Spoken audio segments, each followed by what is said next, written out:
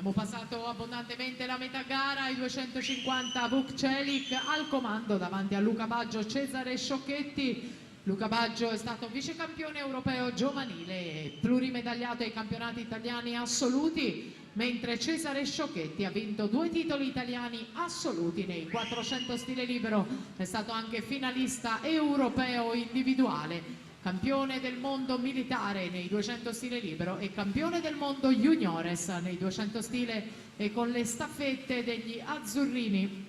Cesare Sciocchetti vanta anche la partecipazione al campionato del mondo del 2009 con la nazionale maggiore, per lui un quarto posto di staffetta 4x200 stile libero. Proprio Sciocchetti che fa la differenza in questa parte di gara, si porta al comando qualche anno di problemi fisici ma sta ritornando in forma. Cesare Sciocchetti 3:29,57, intanto il passaggio per lui, poi Celik e Baggio in terza posizione.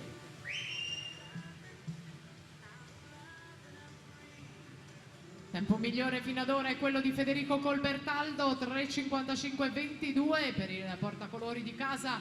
Zuin 3:55,93.